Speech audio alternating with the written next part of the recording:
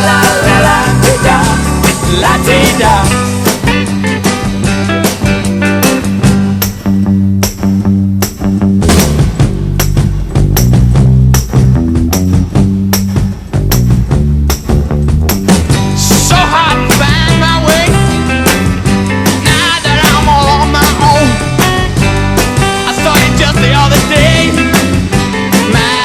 You have grown. Cast my memory back there, Lord. Sometimes I'm overcome thinking about it. Laughing and running, hey, hey, behind the stadium with you, my brown-eyed girl. You, my brown-eyed girl. Do you remember when we used to sing?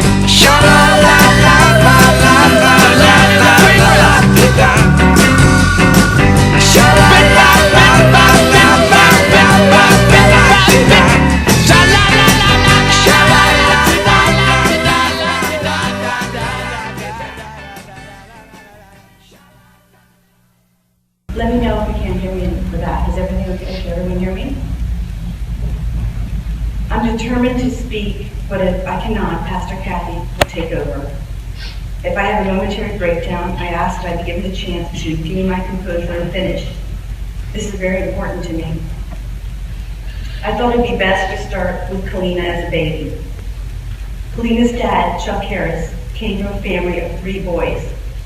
His parents were thrilled when she was born. She was their first grandchild. Calina started talking at a very early age. It's almost unheard of that her first words were only at 6 months old. She started saying dada and baby on the same day. And after that, I couldn't keep track because she just talked in sentences from there. At a year old, she could sing numerous songs and knew all the words. I mostly remember Twinkle, Twinkle, Little Star and the ABC song. My mom watched Calina when I went to work when she was 6 weeks old. This is how my mom recalls this story. These are her words. It was very hard to take Calina shopping when she was around 1 year old. She would sit in her stroller and sing songs so well that people were amazed to hear her. They would follow me around the store and I couldn't get any shopping done. I loved it though because she was so smart and cute. Shortly after Calina learned to walk, she would put on my shoes with heels and walk around the house. Nordstrom was Calina's favorite store as a child. This was definitely a preview to her love of shoes. Over the past couple days, many people have commented on how Calina was always dressed nicely and she had an ability to put together outfits. She shared with me recently that she had been on a date and her date complimented her on how classy she was, especially the way she dressed. She knew that would make me happy, as I always try to instill in her how important it was to dress classy and have good manners and etiquette. In elementary school, every one of Calina's teachers would comment on how impeccable her manners were. When she was 4 years old, she started writing me notes. The first note was, "I love you, Mommy." And yes, I still have the note. She continued to write sweet and loving notes to me until her death. I will read a couple sentences from those notes. Age 7, "Mommy, I love you a lot. I want to cuddle with you tonight and watch TV." Age 9, "Mom, I love you so much and I want to help you out with things. I love to comfort you when you are sick, just like you do for me. You are the greatest mom in the whole world because you do wonderful things for me, like staying by me while I'm sick, buying me nice things, and just being you. You are just so nice to me." Calina has always been very stubborn and determined. I think part of that was she got from me. She wanted a cell phone in middle school in 7th grade. I kept telling her no for about a year. She drove me crazy, asking for this cell phone. I finally agreed that if she were to get straight A's in school, I would get her a cell phone. The very next semester, she got straight A's, and she got her cell phone. Calina loved to sing, and at her great Uncle Bud's 80th birthday, she had her first solo performance at the age of 3½, singing "Happy Birthday" in front of a large group. She also spoke at her Uncle Bud's funeral at the age of 13, and she gave a beautiful tribute to him. I have something here that I would like to read from Calina's former supervisor, Bill Wood. These are his words. Calina had worked as an intern at RK&K Engineers during her senior year at University of Maryland. When I had an opening, Calina was the first one I called. She fit the job description, and I could only hope she was available. It was a great day when she decided to return to us in October. She had truly become an integral part of the team in the last year. She was willing to learn and try everything. As I go through her notes and calendars, I'm simply amazed at what I gave her and what she was willing and able to accomplish. I enjoyed talking with her every day, and she made me laugh and certainly drove me crazy more than once. Bill, you have my empathy in that department. She would give me quizzical looks. She would give me quizzical looks if I used a word or two from my generation, or if I would give her a statement.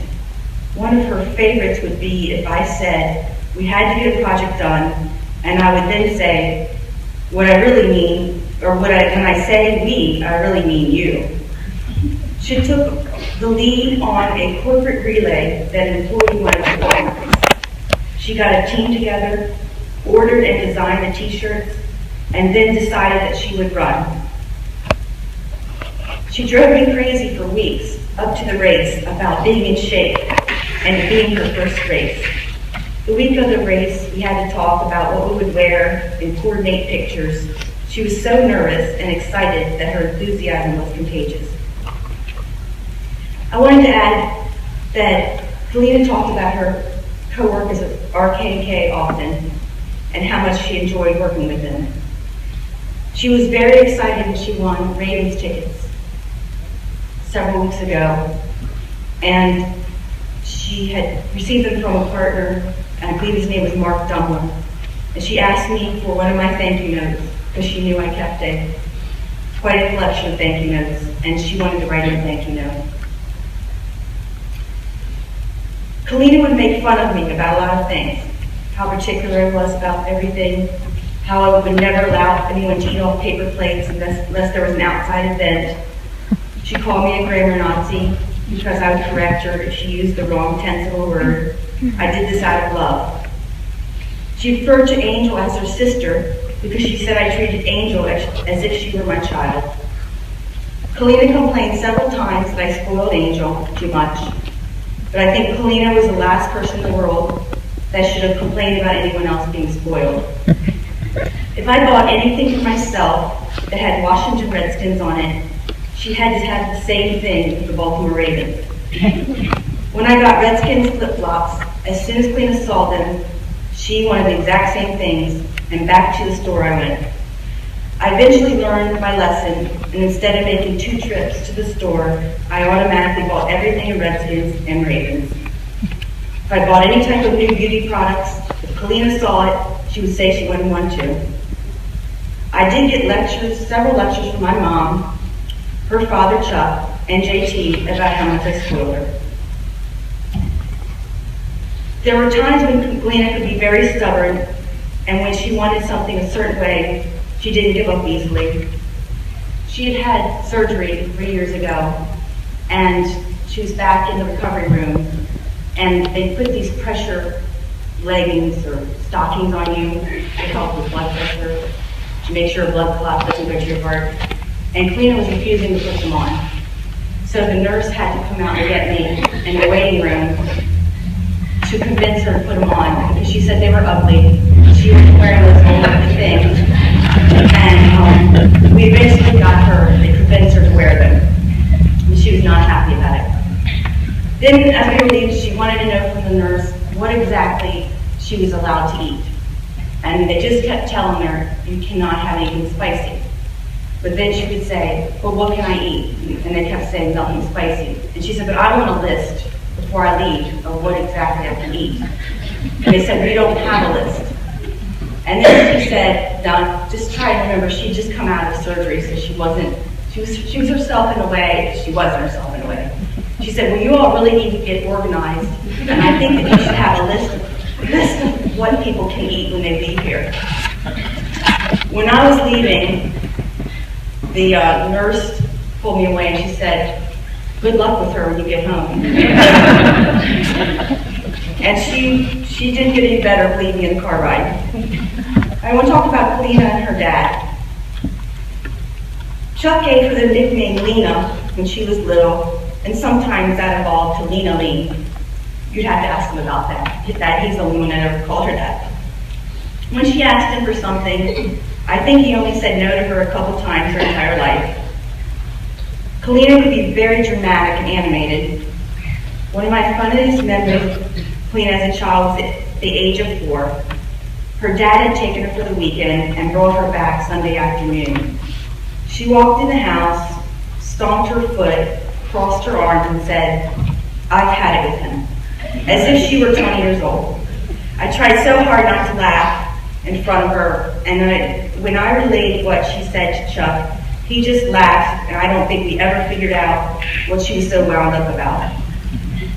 When her dad and I tried to get her to sleep in her crib at 6 months old, she would cry until someone would pick her up. Her father always gave in first. He couldn't handle hearing her cry for more than 5 minutes, and that was the end of that. Once she figured out she only had to hold out for 5 minutes, she never slept in her crib again until she was much older. At age 7, Calina wrote, somewhere in my heart, I love my mom and dad. Calina wrote this note at the age of 12. Today is Dad's birthday, and he turned 39. Mom turned 38 in May. I guess my parents are really getting old. Calina spent Easter one year with her dad's side of the family when she was 12. And she wrote, she did a lot of writings if you haven't gotten that impression. And I saved them all, and I'm so glad I did. I had a big dinner with great food that Granny cooked. Dad, Joyce, Aunt Margot, Uncle Todd, Zach, Savannah, Chelsea were there. After dinner, we had an Easter egg hunt. I got 6 eggs, Savannah got 7, and Zach got a lot. After this was over, Dad drove us home with Joyce in her new car. When I shared with Chuck last night some of what I had written about their relationship and said he rarely said no to her, he said yes, that was true. He just couldn't bring himself to say no to her. Calina's house did not have a washer and dryer when she bought it. Chuck rented a U-Haul one weekend and went to Delaware, as Calina's Uncle Todd had a washer and dryer that he was giving her. Calina was so happy after her dad hooked up the washer and dryer for her at her house, because she had been coming to my house and either dropping off her laundry, or staying to do the laundry. So she was so happy that she had her own laundry, or her own washer and dryer in her house. Calina had dinner recently with her father at the Cheesecake Factory, one of her favorite restaurants. and they had planned to attend the Washington Nationals game this month. Calina's relationship with her stepfather. JT has been in her life since she was 8. He was not a replacement for her father. He was just an extra person to support her in her life.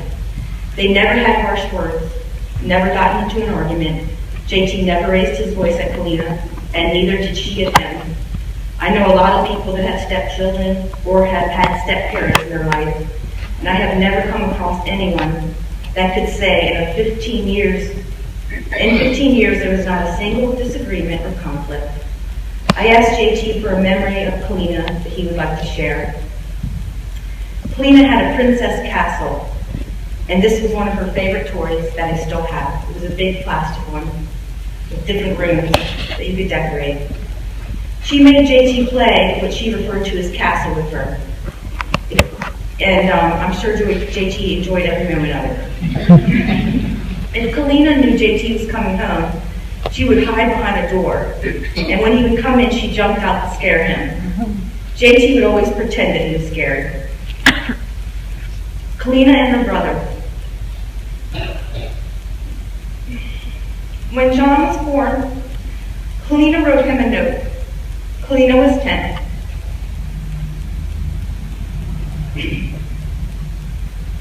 My new baby brother is so cute. I love him so much.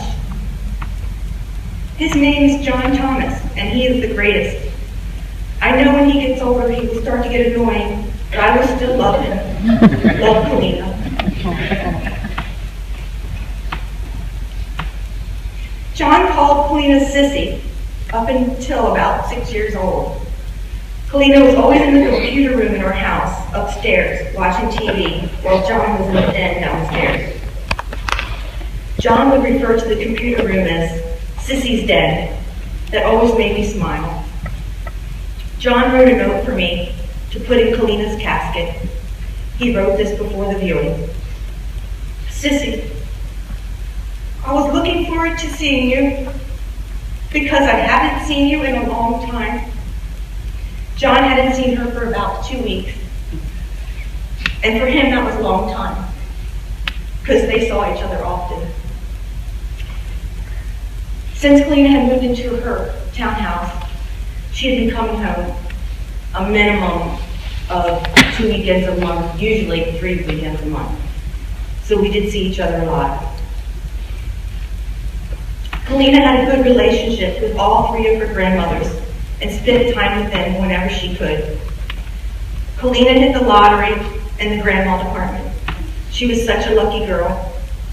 My mom, Lynn Sullivan, babysat her while I worked full-time from 6 weeks to 2 years old and formed an early bond.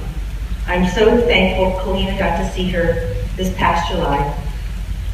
Her paternal grandmother, Patricia Harris, was attached to Calina from an early age. And when Calina was able to drive, she would visit her grandmother whenever she had the opportunity. I believe that she drove there on her own about 8 times and frequently took Anthony, her boyfriend at the time, with her. She saw her every Christmas, no matter what. No matter what Calina spent Christmas in Delaware, she so much enjoyed her grandmother's cooking. Calina's third grandmother, my mother-in-law, Sarah Routson, treated Calina as if she were her own. Both of them loved to shop, and Calina had the best time shopping with her in July, this past July when we were on vacation in Florida. Calina's paternal grandfather, Michael Harris Sr., passed away recently, and she spoke at his funeral.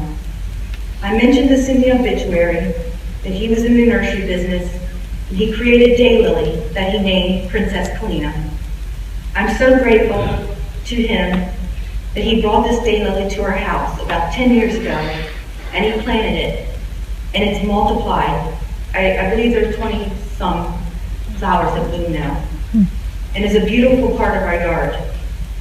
The lily is mostly pink with a little yellow. Calina's 4th grade teacher came to the viewing last night. She said that Calina gave her a purse as a gift, and she still uses this purse every year on July 4th and Memorial Day. The purse was a patriotic straw purse with stars in the left corner and red and white stripes. It doesn't surprise me to hear that Calina gave her a purse, because that was so like her.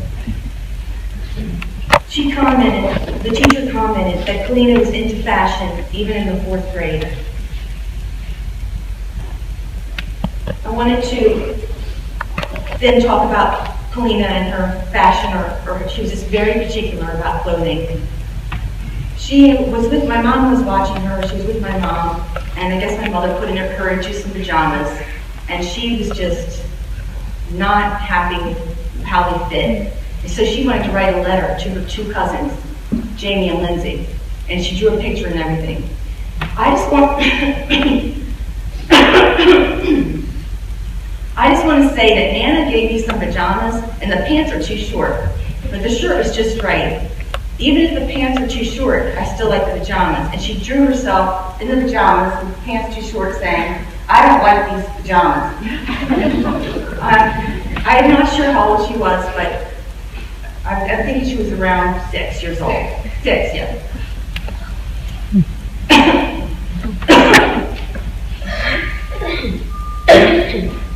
And I wanted to share with you what Calina wrote to me, not the whole thing, but part of what she wrote to me on my 40th birthday.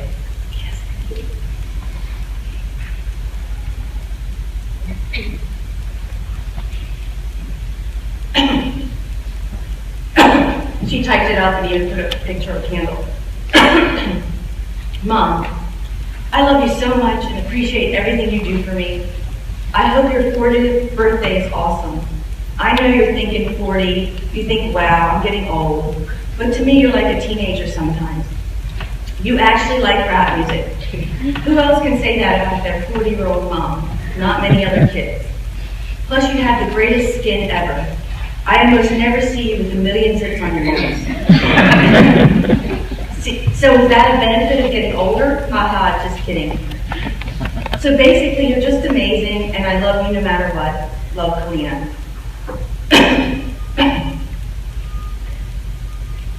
I've talked about what a lot of different people have done for Calina, but I haven't said specifically some of the things she used to do for me. Just this year, if I was going out somewhere, she would straighten my hair. She would put on my makeup, my eye makeup in particular. She would help me coordinate my outfits. She would tell me what would be appropriate and would not be.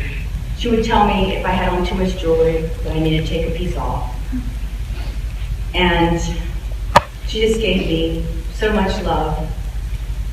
August 14th, or around August 14th, we went on a girls' trip to the Bavarian Inn in Shepherdstown.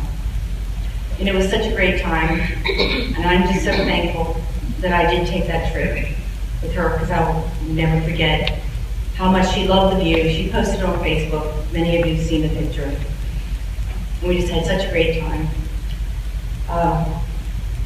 This picture of Calina, I had that done when she was 9, and I'd always hoped to have that at her wedding reception in the lobby when people would check in.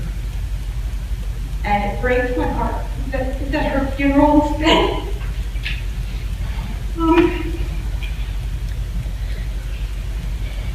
I want to thank everyone for coming here to pay your respects to Calina. It means more than you will ever know. To her father, Chuck, to me, and to JT. Without the support of our friends and relatives, this difficult situation would be unbearable. Thanks again.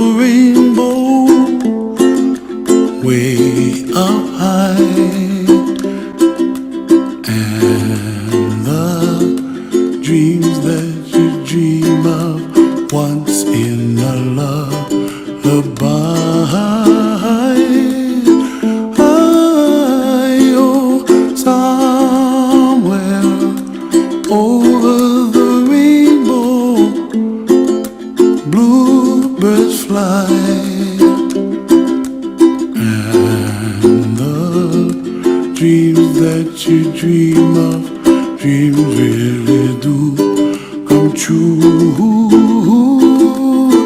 Ooh, someday you wish upon a star, wake up where the clouds are far behind. Be where trouble melts like lemon drops, high above the chimney top. That's where you find me, oh, somewhere over the rainbow. Bluebirds fly,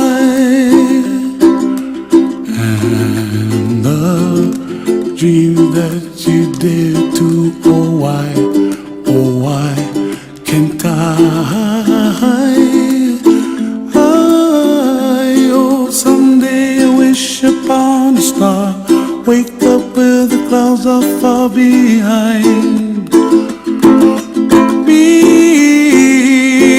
where trouble melts like a lemon drops, high above the chimney top. That's where you find